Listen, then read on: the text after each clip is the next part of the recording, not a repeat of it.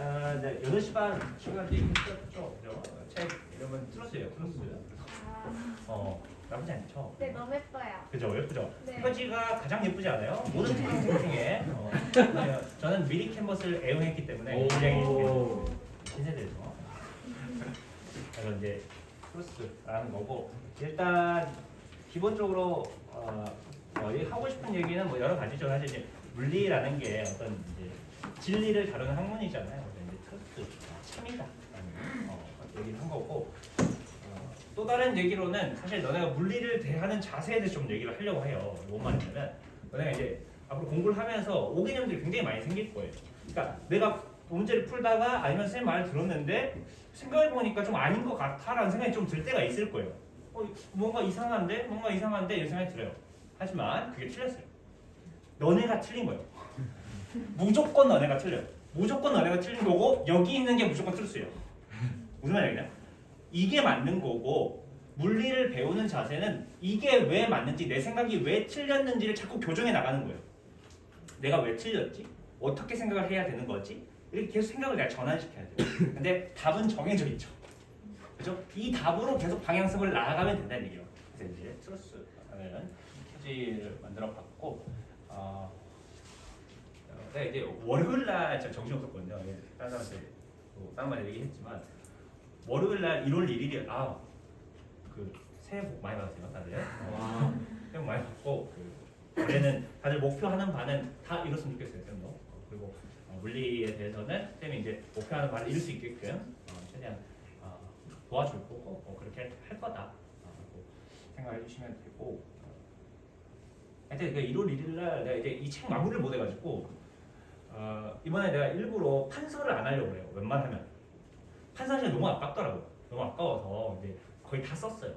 다 쓰다 보니까 마지막 마무리해야 되는데 1월 1일 날 오후 3시에 딱 이제 새해니까 나도 집 청소도 좀 하고 집 청소하는 로봇 청소기 켜놓고 이게 막 청소 다 했어요. 그리고 딱 앉으니까 3시 되더라고요. 그래갖고 그때 딱 앉아서 책 써야지 컴퓨터 앞에 책을 쓰는데 눈 떠보니까 새벽 5시였어요. 그래가지고 진짜 작년 15시간 동안 앉아가지고 썼는데 마무리는 잘 됐어요. 잘 돼서 앞으로 이 책 가지고 잘 들고 다니면 되고 그 O2 물리원 그게 있죠. 이거 들고 다녀야 돼요. O2 물리원이랑 이 책이랑 두 개를 들고 다니면 된다고 생각해요. 무슨 말인지 알겠죠? 들고 다니면 된다. 자 넘어가 봅시다.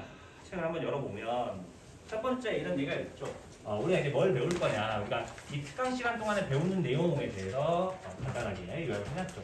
크게 이제 4가지 단원을 배워요. 여러 가지 운동, 그다음 뉴턴 법칙, 운동량, 중력량, 역학적 에너지 보존 이렇게 배우는데 난이도 측정을 사실 하자면 다 어려워요. 다 어렵고 왜 다 어렵냐면 이 4가지가 한 문제로 나와요. 그러니까 4단원을 다 배우잖아요. 4단원을 다 배우면 이 4단원이 한 문제로 나와요. 그렇기 때문에 난이도 측정하기가 어려워요. 그냥 어렵다라는 거죠. 이제 물리원에서 가장 어려운 파트라고 생각하시면 되고 우리가 이제 저번 시간에 연력학 했잖아요. 연력학 1법칙까지 끝냈죠. 그죠? 네. 그러니까 이거 다음이 바로 연력학이에요. 교재로는 이거 다음이 연력학이어서 연력학을 먼저 진행하고 돌아온 거예요. 그리고 이번 주 주말 수업 있죠. 이번 주 주말 수업은 연력학 2법칙을 할 거예요.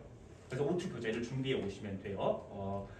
이거 뭐냐면 원래 역학을 계속 나가려고 했는데 안타깝게도 토요일 날 쌤이 학원에 없어요. 토요일 날 좀 집안에 좀 병사가 있어가지고 나의 친형, 그러니까 찐형, 그죠? 나랑 DNA가 90% 이상 일치하는 그 사람이 결혼이란 걸 해요. 정말 말도 안 돼요. 형수님이 굉장히 안타깝지만 결혼을 하세요. 그래서 굉장히 좋으신 분이고 장난이고 하여튼 서울에서 결혼해가지고 서울을 좀 갔다 와야 돼요. 그래서 이제 토요일 날 좀 못 나올 것 같아요. 그래서 연력학 2법칙을 진행할 텐데 토요일 수업은 쌤 말고 연력학 2법칙은 굉장히 간단해요. 그래서 이제 쌤 말고 건호 쌤이나 민선 쌤이 해주실 거예요. 그리고 이제 일요일 날 쌤이 돌아와서 수업하고 그래서 이번 주 주말은 연력학 2법칙을 한다. 미리 말씀드리고 다시 다음 주 평일부터 계속 역학이 나간다라고 생각해 주시면 돼요. 자 넘어갑시다. 물리량. 첫 번째 이제 물리량을 몇 가지 정의를 해보려고 해요. 이게 뭐냐면 너네가 물리를 처음에 좀 거부감을 느끼는 어려워하는 이유 중에 사실 하나예요. 뭐냐면 물리량을 언급하는 정의하는 약어랑 단위값이 서로 달라요. 간단히 얘기하면 전류 구성할 때 이런 거 맞죠? 전류는 I죠. 네. 그죠? 단위가 뭐예요? 암페어요. 암페어예요. 그죠? 그죠? 그래서 전류는 20암페어 이렇게 얘기를 해야 되는데 처음에 공부를 어렴풋이하면 A는 20I야 이렇게 이제 공부를 해버린단 말이에요. 이게 처음에 좀 헷갈리죠. 이렇게 하면 안 되잖아요. 저항은 단위가 뭐죠? 옴이요. 옴이잖아요. 그러니까 이건 저항이고 이건 단위값이다라는 걸 알고 있어야 돼요.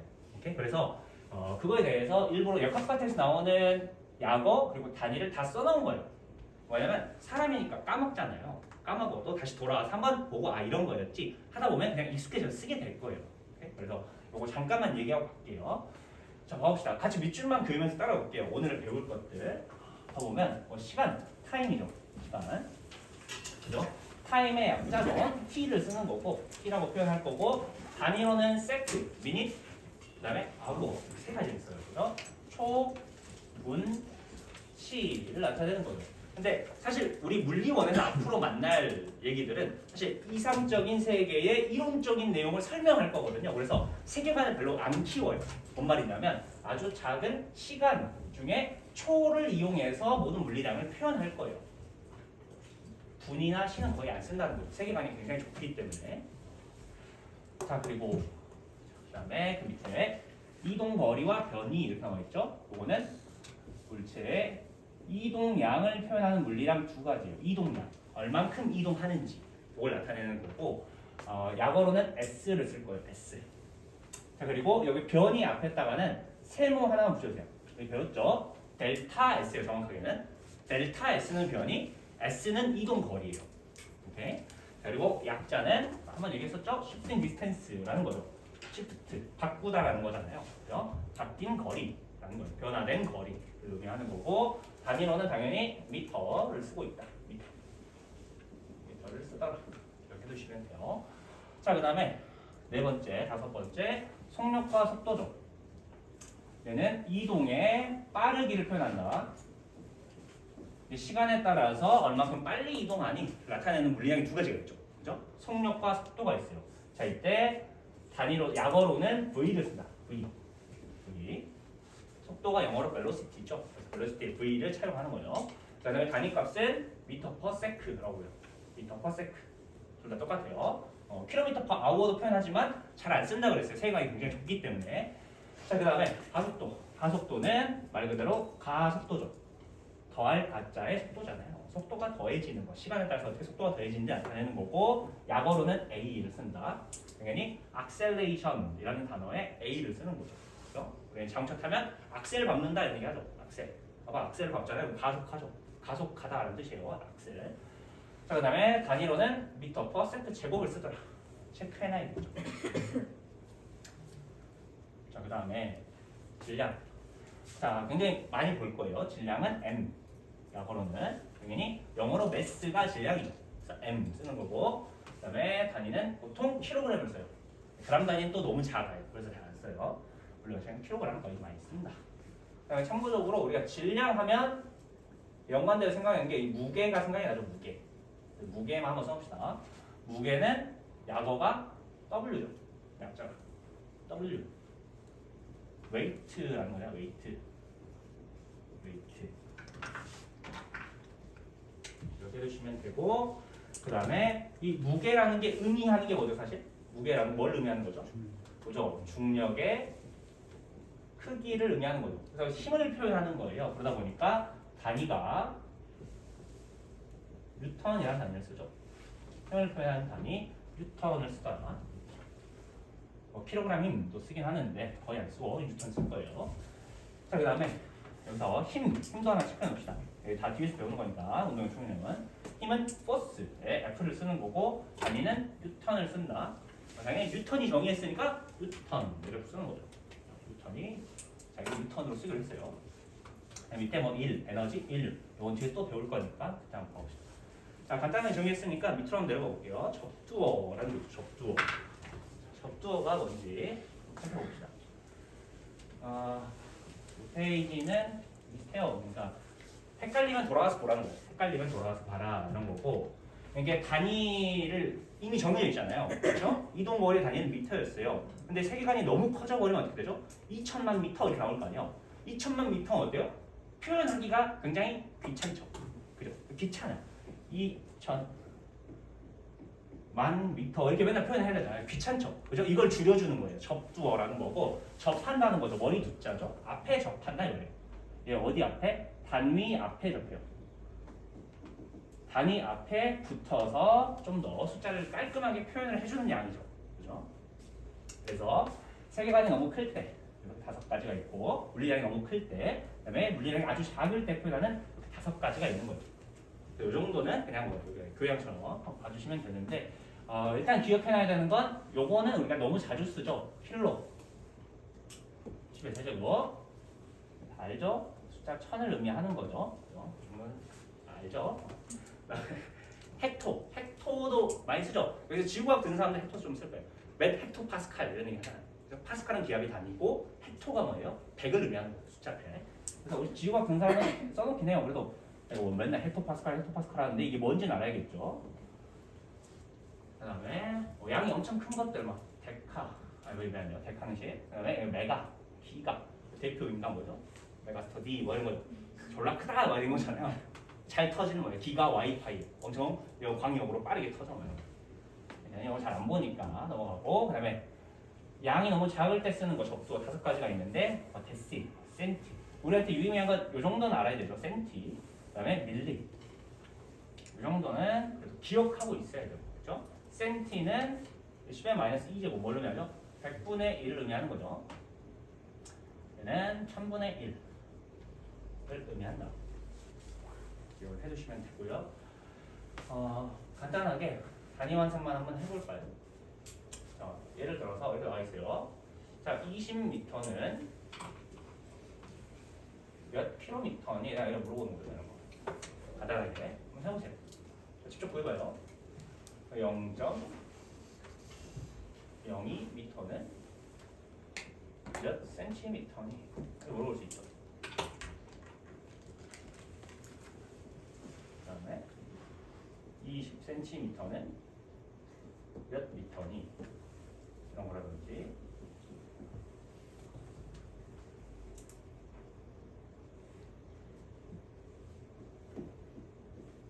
(0.4km는) 몇 미터니? 적어도 이 정도 간단하게 표현을 하고 있죠. 그죠?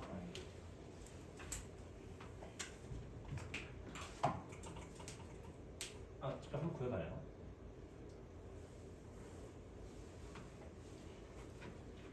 지금 표현하는 거는 이렇게 해보라는 것은 이렇게 한번 해보고 그 다음부터는 더 이상 안 할 거라는 얘기예요. 앞으로 이제 물리학 연습하면서 이런 그냥 기본이라는 거죠. 웬만하면 내가 한 번 했던 얘기는 거의 2번 안 해요. 공부해낸다는 얘기예요. 자기가. 봅시다. 20m는 몇 킬로미터냐? 이렇게 물어보죠. 가장 기본인데 잘 해야 돼요. 자, 일단 단위를 환산할 때 무슨 생각이 들면 되냐면 내가 20m를 킬로미터로 바꾸고 싶어요. 단위를. 그러면 머릿속에 20을 살려놓으면서 연산을 해야겠다라고 생각하시면 돼요. 20을 살리면서 연산을 해야겠다. 그럼 좀 더 우리가 빠르게 계산할 수 있어요. 뭔 말이냐? 20m니까 20을 살려놓되 키로가 들어가야 된다는 거죠. 키로는 숫자 1000을 의미하죠. 1000이 들어가야 되는데 원래는 없는 거잖아요. 그럼 얘를 다시 없애야겠죠. 네. 그죠? 그럼 뭘 곱해줘요? 1000분의 1을 곱해주는 거죠. 그래서 1000분의 1을 곱하면 돼요. 1000분의 1 곱하기 1000 이렇게 기억하는 거예요. 그게 무슨 말입니까? 그러면 얘가 뭐예요? 킬로죠. 그죠? 킬로. 그대로 들어가는 거고 얘는 어떻게 되죠? 1000분의 20km 이렇게 되는 거잖아요. 그게 무슨 말인지 알겠죠? 얘는 0.02km 이렇게 들어간다는 거죠. 이렇게 할 수 있겠네요. 단위를 환산할 때 연산도 있죠? 1km는 1000m야. 그러면 2km는 2000m야. 얘가 2배 되면 얘가 2배가 돼. 그죠? 네? 이게 이렇게 계속 가는 거잖아요. 뭐 얘가 10분의 1배가 되면 0.2가 되면 얘도 10분의 1배면 얘도 10분의 1배니까 200m. 이렇게 연산하지 말라는 거예요. 이걸 외워서 하는 게 아니에요. 이걸 외워서 하는 게 아니라 그냥 킬로가 1000이니까 이렇게 들어가야 돼요. 킬로가 1000이니까. 무슨 말이에요? 그 얘기 잠깐 하고 있는 거예요. 0.02cm, 0.02m를 cm로 바꿔라. 뭔 말이죠? 얘는 0.01을 그대로 살려놓는 거죠. 근데 cm가 들어가야 100분의 1이 들어가야 되니까 내가 여기다 100을 곱해주면 되겠구나 라는 생각이 들면 된다는 거예요. 무슨 얘기겠죠? 굉장히 간단한 얘기예요. 이게 센치다라는 거죠. 그죠? 그럼 0.02 곱하기 100 이렇게 들어가니까 얘는 2cm 이렇게 들어가겠죠. 그죠? 그다음에 20cm 이렇게 나와 있어요. 그럼 어떻게 하겠죠? 20 곱하기 cm 자체가 100분의 1이잖아요. 벌써 이런 생각이 들어야 돼요. 그죠? 그럼 이런 미터 얼마죠? 0.2m 이렇게 들어가는 거죠. 됐겠죠? 자, 그 다음에 이거 봐봅시다. 0.4km 그러면 0.4 곱하기 1000m 이렇게 되는 거죠. 얘는 400m 나오거든요. 이렇게 할 수 있겠나요? 그렇죠? 혹시 이게 내가 지금 잘 안 돼요. 잘 안 되면 뒤에서 못 풀어요. 문제를 못 풀어요. 무슨 알겠나요? 몇 센티미터, 몇 미터 퍼센트 그냥 물어본단 말이에요. 기본으로 할 줄 알아야 돼요. 이렇게 자기 안 되면 연습해 보시고 만약에 그래도 잘 안 돼요. 그럼 나한테 와요. 나한테 와요. 나한테. 그리고 사실 요 정도는 옆에 있는 친구한테 물어봐도 할 수 있어요. 그죠? 해결합시다. 자, 넘어갈게요. 여러 가지 운동에 대한 내용이.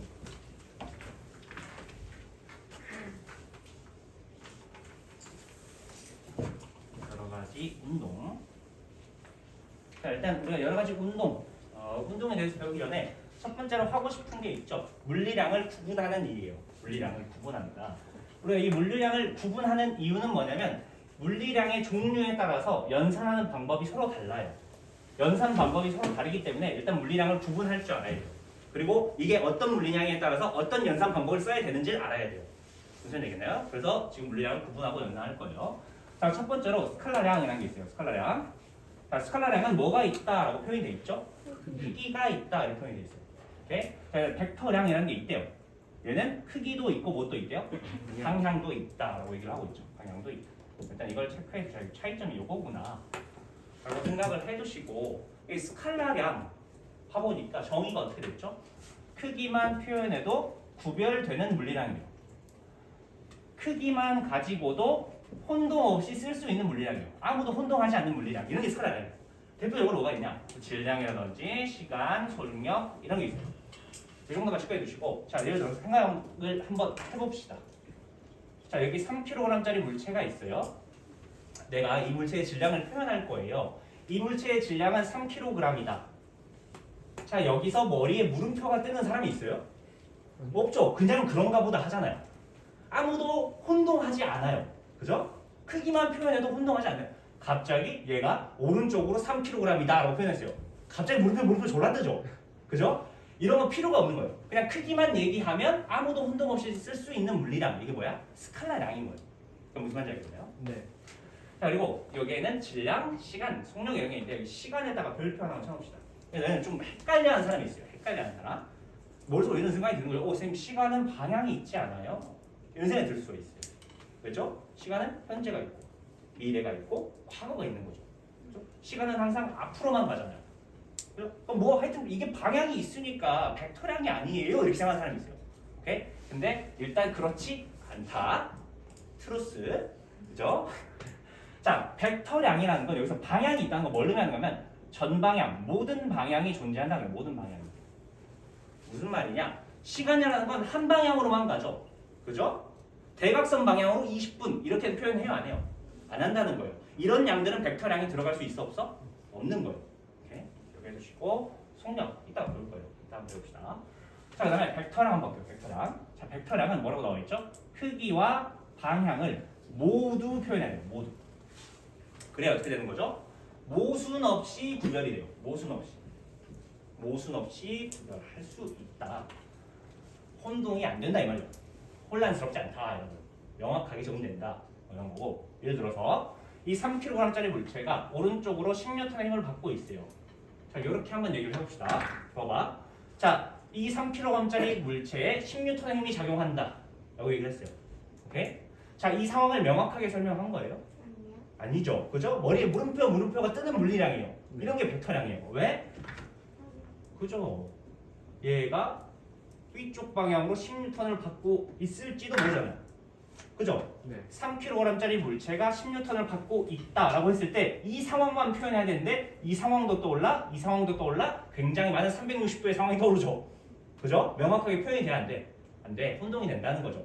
그래서 방향을 필히 표현해줘야 되는 물리량. 이런 물리량들이 뭐예요? 벡터량이라는 거, 벡터량. 그래서 방향을 표현하는 거예요. 그래서 지금 여기 나와 있는 힘. 그죠? 오늘 배울 거예요. 변이, 속도, 가속도. 지금은 이런 게 벡터량이다. 라고만 기억하시면 돼요. 뒤에서 배울 거예요. 무슨 말인지 알겠죠? 자, 그러면 내려가 봅시다. 물리량의 연산. 물리량의 연산.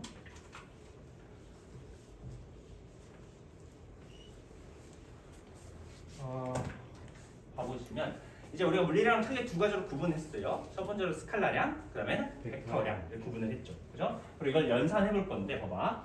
자, 스칼라량은 연산 방법이 굉장히 간단해요. 뭘 하면 된대요? 사칙 연산을 하면 된대요. 그냥 덧셈, 뺄셈, 곱셈, 나눗셈 하면 돼요. 뭔 말이죠? 그냥 원래 우리가 하듯이 하면 돼요. 하듯이 하면 되는 게 뭐예요? 스칼라량이요. 예를 들어서 간단하게 3kg짜리 물체에 7kg짜리 물체가 더해졌어요. 그럼 이제 물체의 총 질량은 몇 kg이 되죠? 10kg이죠. 그죠? 네. 이거 아닐 수 있어요, 없어요? 아닐 수가 없죠. 그죠? 자, 12kg짜리 물체에서 4kg짜리만큼 빠졌어요. 그럼 몇 kg이죠? 8kg일 거예요. 오케이? 이렇게 연산하는 게 스칼라량이에요. 오케이? 자, 근데 여기 보면 우리한테 중요한 건 이거죠. 벡터량은 어떻게 연산하는가죠. 새로운 양을 배웠잖아요. 스칼라량은 원래 우리가 하던 거예요. 벡터량은 어떻게 연산하는가? 자, 벡터량은 뭐라고 했죠? 원래는 벡터 연산을 해야 된다. 이거 벡터 연산을 해야 된다. 원래 해야 돼. 벡터 합, 벡터 내적, 벡터 외적 이런 걸 진행을 해야 돼요. 근데 아쉽게도 어떻게 되죠? 우리는 벡터를 배워요, 안 배워요? 안 배우죠. 그죠? 고등학교 2학년 때도 기와 벡터가 사라졌죠. 그죠? 그냥 이상한 내용이죠, 사실. 이과생들 벡터를 안 배운다는 건 과학을 안 배우겠다는 얘기잖아요, 사실. 근데 안타깝게도 하여튼 벡터가 사라졌어요. 그래서 너네들은 벡터 연산을 할 줄 알아요, 몰라요? 몰라요. 안타깝게도 할 줄 몰라요, 그냥. 그래서 당연히 물리원 시간에도 이 벡터 연산을 하게끔 만들지 않아요. 벡터량을 연산하는 건 맞아요. 벡터량을 연산하긴 하는데 이 벡터량을 마치 사칙 연산을 이용해서 스칼라량처럼 연산할 수 있게끔 만들어줄 거예요. 그런 상황을 제시할 거예요. 그 상황이 어떤 상황이냐면 직선 운동이라는 상황이에요. 이렇게 붙여주세요. 우리는 앞으로 벡터량을 연산할 때는 직선 운동 상황에서만 벡터량을 연산을 해요. 오케이? 이런 상황을 가정을 할 거고요. 자, 이럴 때는 편하게 연산이 가능해져요. 자, 어떻게 하는 거냐? 자, 벡터량의 방향에다가 방향에 뭘 붙이면 되냐? 부호를 붙이면 돼요. 부호. 플러스나 마이너스 부호를 붙여주면 돼요. 그러면 마치 벡터량이 스칼라량처럼 사칙 연산이 가능해져요. 벡터 연산이 아니라. 이건 얘기는 이게 벡터량을 연산하는 방법이에요. 그래서 지금 우리가 정할 건 이 벡터량의 방향에 따라서 부호를 어떻게 붙일 거냐 이걸 알아야겠죠. 그래서 밑에 나와 있어요. 자, 지금 봐보면 어느 한쪽 방향을 정방향으로 잡으래요. 어느 한쪽 방향이 정방향이 되면 그 반대 방향은 마이너스 부호를 붙여. 정방향이 플러스 부호라면 반대 방향은 마이너스 부호를 붙인다. 자, 이게 무슨 말이냐면 어떤 물체가 오른쪽 왼쪽 오른쪽 왼쪽 이렇게 움직이고 있어요. 오케이? 그럼 내가 오른쪽 방향에 플러스를 붙여요. 오케이? 그럼 왼쪽 방향에 뭘 붙이면 돼요? 마이너스 부호를 붙여서 사칙 연산하면 된다는 얘기예요. 무슨 말인지 알겠죠? 이게 앞뒤 이렇게 움직여요. 앞뒤 직선 운동이죠. 그러면 앞에 플러스로 잡으면 뒤는 마이너스 이렇게 되는 거죠. 위아래 이렇게 움직이면 위가 플러스면 아래는 마이너스 이렇게 되는 거죠. 꼭 오른쪽이 플러스는 아니에요. 이게 자기 마음대로 붙이면 돼요. 그냥 하나가 플러스면 하나는 마이너스 이렇게 가는 거죠. 이렇게 해주시면 되고 그 밑에 내려가서 같이 한번 봐봅시다.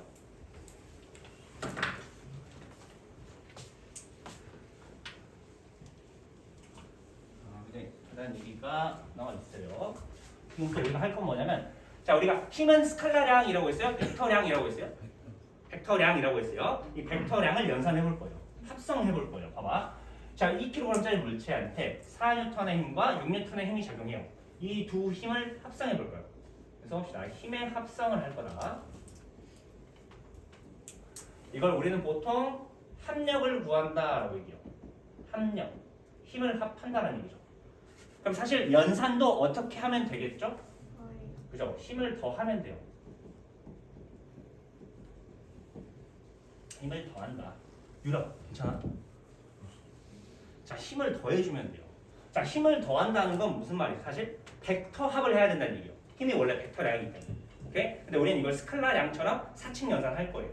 오케이? 자, 그러려면 어떻게 하면 되죠? 방향에 따라서 부호를 결정해 주면 되죠. 네. 쓰면 오른쪽 방향을 플러스로 잡을게요. 그러면 처음에 이 4N은 플러스 4N이 되는 거죠. 그죠? 그리고 얘도 뭐가 되는 거죠? 플러스 6N 이렇게 되는 거죠. 오케이? 자, 그리고 이 플러스 4N과 플러스 6N을 더해줘요. 그냥 더하면 돼요. 더하면 얼마죠? 플러스 10이죠. 그지? 뭐 말이죠? 플러스면 오른쪽 방향이죠.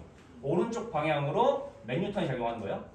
10뉴턴이 작용하는 것과 등가의 상황을 만들 수 있어요. 힘을 합성하면. 그러니까 무슨 말인지 알겠나요? 자, 그 다음에 두 번째. 자, 여기는 오른쪽 방향이 플러스로 잡으면 왼쪽은 뭘로 잡아야 돼? 마이너스. 그리고 두 힘을 더해요. 플러스 6 마이너스 4 얼마죠? 플러스 2. 플러스 2. 그럼 얘는 오른쪽 방향으로 2N을 받는 것과 등가의 상황이 있구나 라고 해석할 수 있어요. 얘기할 수 있겠죠. 굉장히 간단해요. 좋아요. 넘어갑시다.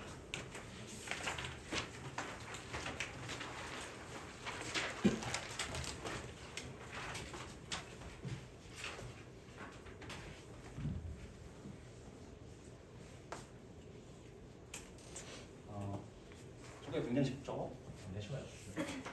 앞으로도 쉬운 얘기를 굉장히 많이 할 텐데 잘 들어놓으세요. 이제 보통 가끔 이런 얘기 할 때 내가 이거 좀 알아요. 안다고 대충 들으면 사실 안 돼요. 원래 대충 들으면 안 돼요. 왜냐면 훅훅 지나가 버려요. 벽에서도 그런 얘기 한 거 하죠. 형 이제 원숭이 엉덩이 빨개, 빨가면 사과, 사과는 맛있어, 맛있으면 바나나, 바나나는 길어, 길면 기차, 기차는 빨라, 빠르면 비행기 이런 거 있잖아요. 그죠? 한 흐름으로 쫙 보죠. 굉장히 오랜만에 했지만 잘 확 외우죠. 그죠? 문제에서 뭐라고 해요? 원숭이는 비행기니? 이렇게 물어보잖아요. 원숭이는 비행기야? 이렇게 물어봐요. 그럼 내가 원숭이는 비행기지 이렇게 나와야 돼요. 한 흐름으로 연결돼 있으면 그게 나오죠. 그죠? 근데 한 호흡이 안 되면 어떻게 해야 돼요? 원숭이는 비행기야, 원숭이는 기차야, 원숭이는 바나나야, 원숭이는 맛있어. 별거 다 해야 된단 말이에요. 이걸 다 외울 수 없죠. 그래서 기초를 굉장히 잘 쌓아서 가야 돼요. 오케이? 그래서 항상 쉽더라도 원숭이가 빨개, 원숭이가 빨개 다 알잖아요. 원숭이가 빨간 게 아니죠. 원숭이 엉덩이가 빨갛죠. 그죠? 원숭이 엉덩이 빨간 거 다 알잖아요. 그죠? 거기까지는 다 잘 한다고. 그냥 알아도 한 번 더 체크하고 넘어가라는 얘기예요. 자, 가봅시다. 자, 이제 물체 운동의 표현. 지금부터 이제 운동이라는 걸 표현해 볼 거예요. 자, 근데 우리가 이제 어떤 걸 표현한다는 건 사실 이걸 서술하고 설명한다는 거거든요. 그래서 기본적으로 정의하는 게 필요해요. 정의. 왜냐면 생각해봐요. 자, 이렇게 내가 이런 식으로 운동하고 있어요. 이렇게요. 여기 팔자로 운동하고 있죠. 그죠? 자, 이 팔자로 운동하는 거. 예를 들어 내가 주희한테 설명을 해요. 이거 팔자로 운동하고 있잖아. 이렇게 얘기를 했어요. 근데 예를 들어서 시각장애인 분한테 쌤이 이걸 설명할 거예요. 이거 이렇게 움직이고 있어요. 여기서 이거 어떻게 설명할 수 있죠? 팔자로 움직여 이렇게 설명하면 되잖아요. 그죠? 무한대를 그리고 있어. 설명하면 되는 거죠. 근데 시각장애인 분이 이렇게 얘기해요. 팔자가 뭐예요? 이렇게 얘기를 해요. 뭐죠? 뭐부터 설명해야 돼? 팔자가 뭔지부터 설명해야 돼. 팔자란 어떻게 생겼냐면 이렇게 들어가야 되는 거죠. 그죠? 그래서 기본적으로 운동을 표현하려면 어떻게 해야 되냐? 이런 건 이렇게 표현하기로 약속하자. 이런 건 이렇게 표현하기로 약속하자라는 정의들 몇 가지 배울 거예요. 지금부터. 오케이? 자, 그랬을 때 우리가 첫 번째로는 뭘 표현할 거냐? 이동량이라는 걸 표현할 거예요. 이동량. 이동량. 물체가 얼만큼 이동했니? 라는 걸 표현하기 위해서 크게 두 가지 물리량을 만들었다. 첫 번째로 이동거리라는 물리량이 있고요. 그다음에 두 번째로는 변위라는 물리량이 있다. 이동거리라는 물리량과 변위라는 물리량이 있다. 오케이? 자, 그랬을 때 이 변위라는 건 말 그대로 이제 변화된 위치량 또는 위치 변화량을 의미하는 건데 이거 뒤에서 한 번 더 보기로 하고요. 일단 이것만 기억해 놓으세요. 얘는 약어로 S, 그 다음에 얘는 델타 S를 쓸 거예요. 이렇게 해주시고. 자, 그랬을 때 의미 자체를 우리가 확인을 해보면 자, 이동 거리는 뭐라고 나오죠? 물체가 움직인 이동 경로의 총 길이를 재는 거예요. 총 길이. 보통 이동 경로 또는 이동 궤적이라고 생각하시면 돼요. 이동 궤적. 이동 궤적을 다 길이를 재요. 이게 이동 거리예요. 이동 궤적의 길이를 다 재는 거. 자, 그 다음에 변위. 변위는 뭐냐? 물체의 처음 위치와 나중 위치의 직선 거리를 재요. 직선 거리. 그리고 사실 방향까지 표현해줘야 되는데 우리는 지금 그냥 직선 거리다라고 기억하셔도 상관없어요. 이렇게 연산을 거듭하기 때문에 방향은 직선 거리.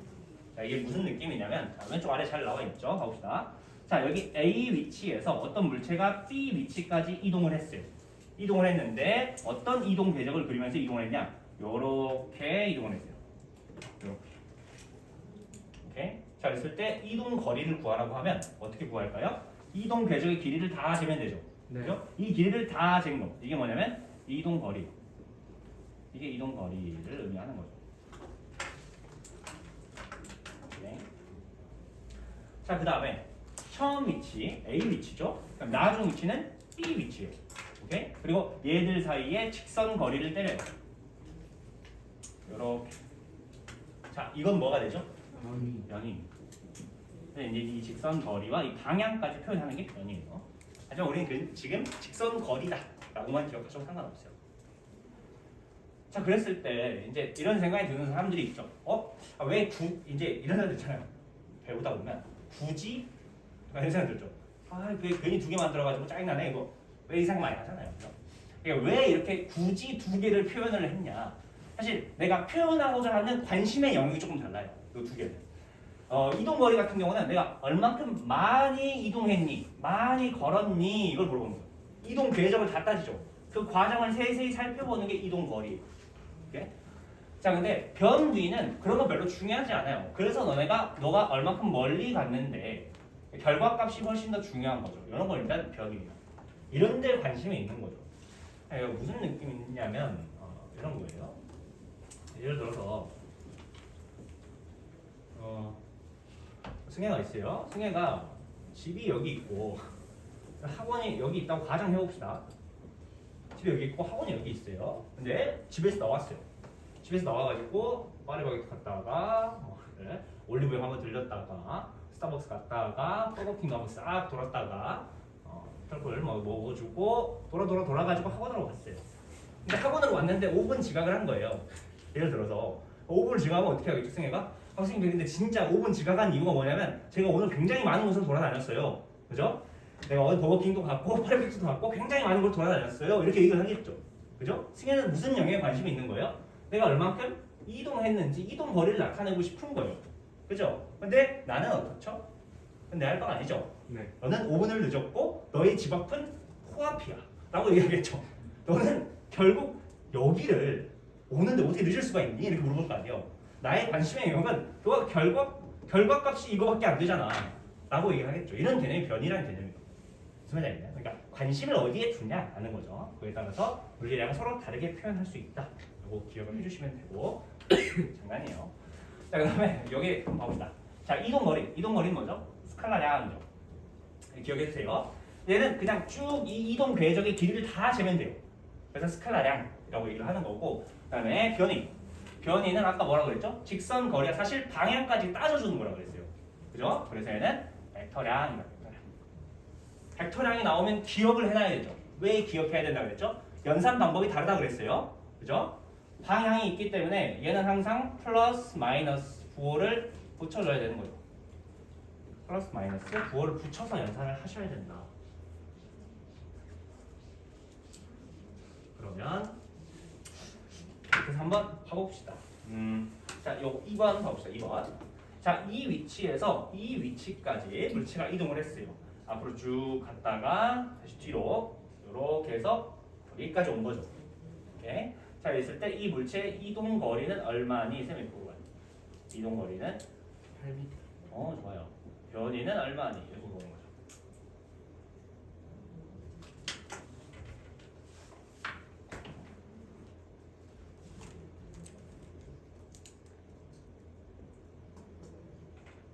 가장 써봅시다.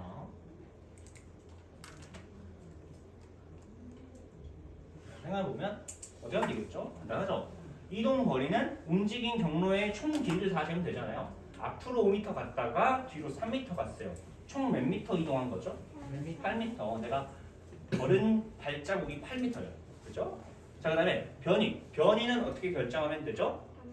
그죠? 방향을 살려서 원래 오른쪽으로 2m 이렇게 쓰는 거예요. 그죠? 오른쪽으로 2m. 처음과 끝의 직선거리. 오른쪽으로 2m 써주시면 되겠네요. 근데 이걸 이제 벡터 연산 한번 해볼까요? 자, 벡터 연산을 하면 변이는 플러스 2m다 이렇게 답하면 되는데 오른쪽을 플러스로 잡을게요. 사실 이 값은 이렇게 연산할 수도 있어요. 뭐냐면 봐봐. 자, 처음에는 오른쪽으로 몇 미터 갔죠? 5m. 플러스 5m를 간 거예요. 플러스 5m를. 그죠? 그리고 그 다음에는 반대쪽으로 3m를 갔죠. 그죠? 그럼 뭐야? 저 더하기 마이너스 3m를 간 거예요. 변하는 위치를 계속 더해가는 거예요. 이렇게. 그죠? 벡터 연산하는 거죠. 그럼 결과적으로 결과값이 얼마? 플러스 2m 이러는 거죠. 좀 간단하게 구하면 그냥 처음 위치, 나중 위치, 직선거리 그리고 방향 이렇게 되는 거예요.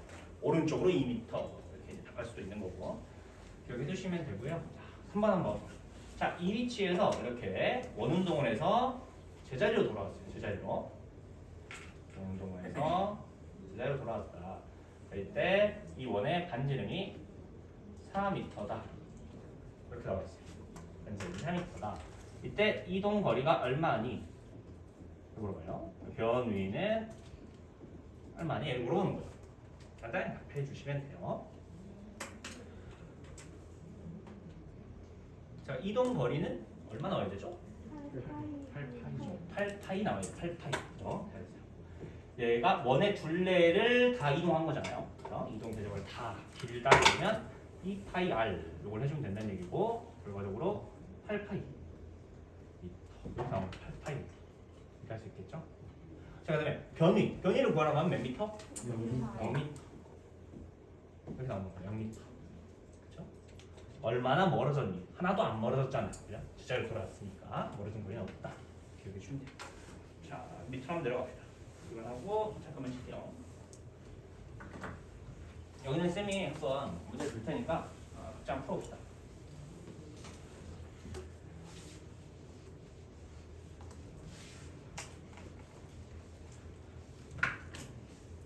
볼게요. 자, 이번에는 요 A 위치에 있다가 B 위치로 와요. 이렇게 이동했다가 3m 이동한 거예요. 갑자기 수직 방향으로 방향을 틀어가지고 C 위치로 갔어요. 이쪽 방향으로 4m 이동했다. 자, 이때 이동거리 얼마니? 변이 얼마니? 물어보는 거죠. 이동거리는 얼마니? 변이는 얼마니? 한 번 더. 자, 이번에는 이렇게 이동을 하고 있는데 수직 방향으로 계속 틀어가지고 이동을 했대요. 자, 이때 오른쪽으로 2m 갔다가 위로 12m 진행한 거예요. 그리고 오른쪽으로 3m 이동했어요. 자, 이때 이동거리는 변이는 뭐예요? 마지막 쭉 돌아가지고 반원을 왔어요. 반원. 자, 여기가 4m예요. 180도. 반원을 갔다. 자, 이때 이동거리는 얼마? 변이는 얼마니? 이동거리와 변이가 얼마니?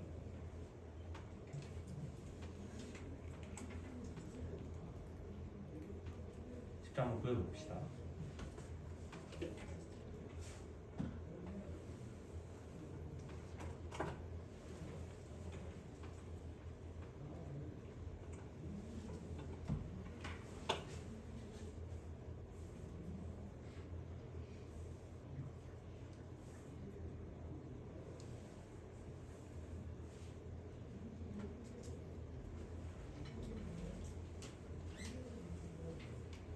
문제 풀만 쓰려요. 우리 너튜브 자주 보죠? 유튜브에 초과 시간, 초과 시간, 초과 시간. 쌤 유튜브 채널이에요.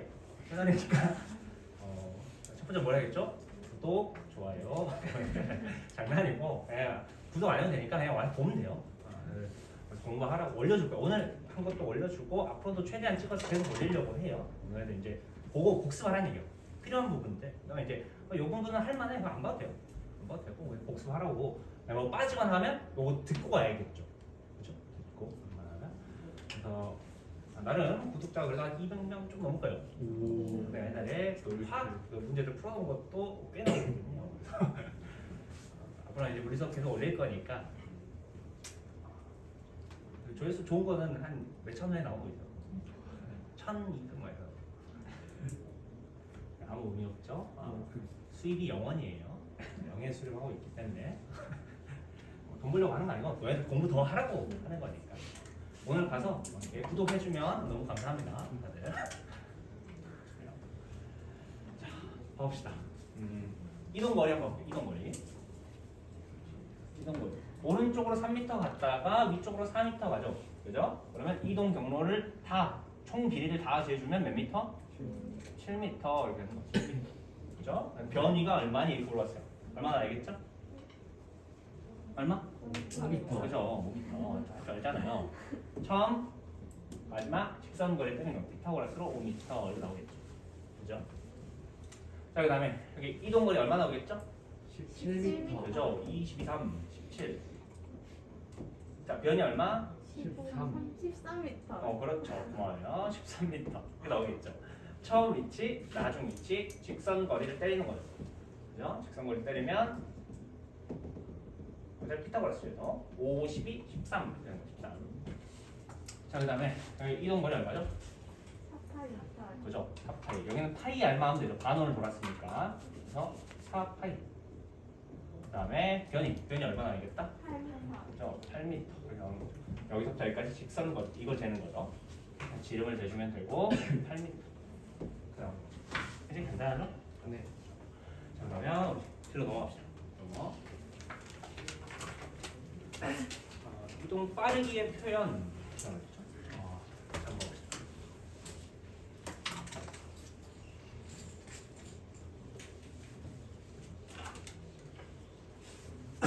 자, 지금부터는 우리가 이동 빠르기를 표현해 볼 거예요. 방금 우리가 이제 이동량을 확인해 봤죠. 그죠? 이동량을 두 가지로 표현해 봤는데 이제 과학자들이 필요성을 느끼는 거죠. 운동을 서술하려고 했는데 생각해 보니까 이동량만 가지고는 안 되겠다라는 거죠. 그죠? 우리는 3차원 공간에 살지만 사실 4차원 세상에 사는 거잖아요. 시간이라는 하나의 축이 더 있기 때문에 그거에 따라서 이동량을 확인해 줘야 되는 거죠. 이제 이동 빠르기라는 걸 표현해 볼 텐데 그 전에 우리가 저번 시간에 정의한 거죠. 변화량 한 번만 더 정의하고 갑시다. 자, 변화량 뭐였죠? 델타라고 부르는 거였죠. 잘 기억해 주세요. 델타. 자, 델타는 어떻게 하는 거다? 연산은 나중량 빼기 처음량 이렇게 하는 거예요. 나중량에서 처음량을 빼준다는 거죠. 자, 예를 들어서 이런 거예요. 간단하게 내가 지금 오늘 뭐냐면 여기 가지고 3만 원이 있어요. 3만 원. 근데 내일 10만 원이 됐어요. 나의 돈의 변화량은 얼마인 거죠? 7만 원. 그렇죠. 좋아요. 정확하게는 플러스 7만 원 이렇게 나오는 거예요. 플러스 7. 근데 이 플러스 7을 어떻게 연산하냐는 거예요. 어떻게 연산하겠어요? 그죠. 10에서 3을 뺀다. 나중 빼기 처음 이렇게 연산하라는 거죠. 오케이. 자, 이번에 이렇게 봅시다. 자, 12만 원이 있었는데 내일은 내가 4만 원밖에 없어요. 그럼 나의 돈의 변화량은 얼마죠? 좋아요. 마이너스 8만 원 이렇게 되는 거죠. 그죠? 나중 빼기 처음 이렇게 된다는 얘기예요. 이렇게 할 수 있겠나? 오케이. 그리고 여기서 하나 기억해야 될 거. 자, 이 변화량은 보통 벡터 연산을 많이 하는데 기본적으로 플러스 마이너스 부호가 붙어 있을 거예요. 그러니까 연산을 하다 보면 증가하면 플러스, 감소하면 마이너스 또는 방향에 따라서 플러스 마이너스가 붙을 수밖에 없다라고 좀 기억을 해주시면 돼요. 그리고 우리 변화의 빠르기 그 위에 잠깐 넘어갑시다. 자, 앞으로 이제 변화의 빠르기를 표현하는 양들을 굉장히 많이 배울 거예요. 사실 이제 이동 변화의 빠르기뿐만 아니라 다른 뭐 운동량 변화의 빠르기, 그죠? 굉장히 다양한 변화의 빠르기를 배워요. 그래서 여기 총괄적으로 잠깐 정리 하나 해놨어요. 자, 이때 우리가 기억해야 되는 건 변화의 빠르기는 단위 시간당 변화량 이걸 나타내면 돼요. 이걸 나타내면 되는데 내가 이제 연락할 때 한 번 얘기했었죠. 한 번만 더 써놓을까요? 네, 잘 해야 되니까 앞으로 이제 단위 뭐뭐당 뭐 이런 식으로 굉장히 많이 본다고 했었잖아요. 그죠? 단위 뭐뭐당 뭐 어떻게 표현하죠? 수식으로? 그래요. 좋아요. A분의 B 이렇게 표현한다고 했죠. A분의 B. 왜? 이 단위 A라는 것 자체가 뭘 의미하는 거다? 단위 값은 얼마예요? 단위 값은? 1의 양. 그죠? 이거 기억나죠? 단위값이란 결과적으로 A1의 양을 의미하는 A1의 양. A1의 양. 예를 들어서 뭐예요? 이 물리량의 1의 양이라는 거예요. 예를 들어 시간이라고 하면 1초 이런 거면 1초, 1리터, 1kg 뭐 이런 거죠. 등등등 1의 양을 의미하는 거예요. 단위 뭐라고 하면. 그죠? 그래서 얘가 의미하는 건 단위 A당 B 이뭔 말이죠? A를 1의 양으로 맞춰놨을 때의 B의 양 이런 거죠. 그죠? 그래서 필연적으로 수식어는 A분의 B로 정의가 되죠. 왜? A가 분모로 들어오면 얘가 약분이 되면서 결국적으로 A가 1의 양으로 맞춰지죠. A가 1의 양일 때 B의 양을 비교할 수 있는 거죠. 그게 무슨 얘기겠죠? 그래서 당연히 이렇게 수식값도 나올 테니까 당연히 기억해놔야 돼요. 단위 뭐뭐당 거 엄청 많이 많아요. 단위 면적당 힘 뭐였죠? 압력 그죠? 다들 기억나잖아요. 굉장히 많아요. 그냥 몇 번 생각해보면 그냥 뭔말인지 알죠? 잘 됐다. 잘했어요. 자 그리고 여기서 얘랑 비례하는 값 하나만 써놓읍시다. 자 얘랑 항상 비례하는 건 같은 양의 A당 B 같은 양의 A당 B 얘랑 항상 비례하는 관계죠. 얘는 자, 어쩔 수밖에 없는 게 예를 들어서 이런 거죠. 자, 어떤 물체가 10m/s의 속도로 운동한대요. 어떤 물체는 20m/s의 속력으로 운동한다 라고 얘기를 했어요. 이게 뭘 알려주는 거죠? 얘는 1초에 몇 미터씩 간다는 거예요? 그죠? 10m씩 이동한다 라고 알려주는 거예요. 1초에 10m씩.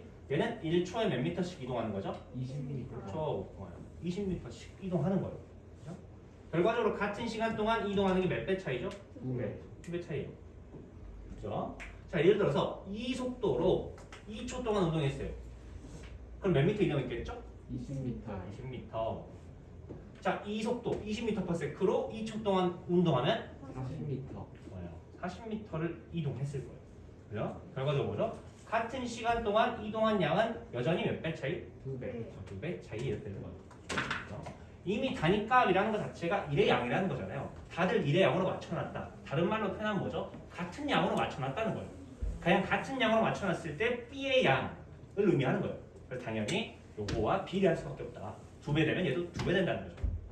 이렇게 시간을 맞춰놓고 비교하면 기억을 해두시면 되고 그래서 결과적으로 다시 넘어오면 단위 시간당 변화량 이런 얘기 굉장히 많을 거라는 얘기예요.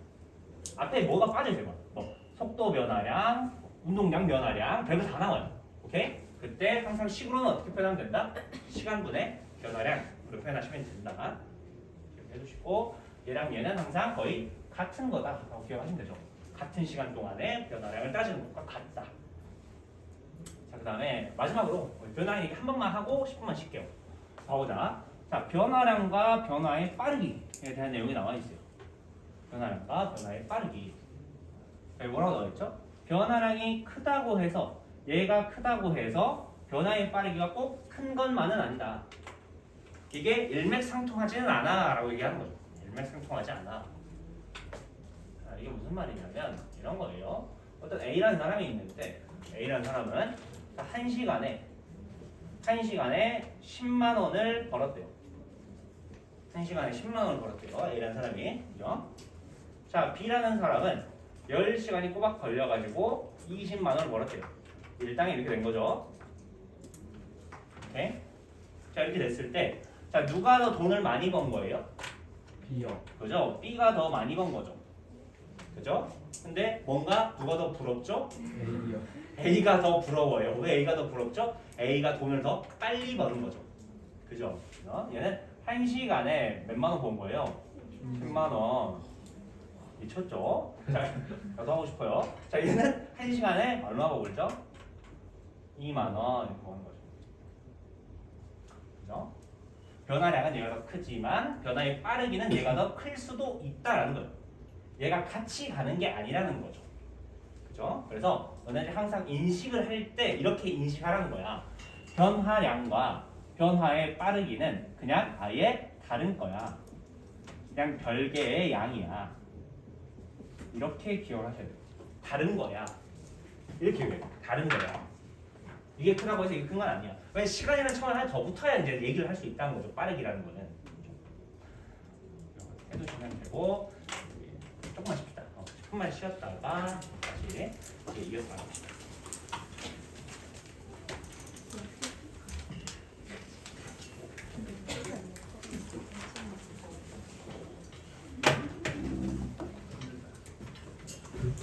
삼성 때 구독한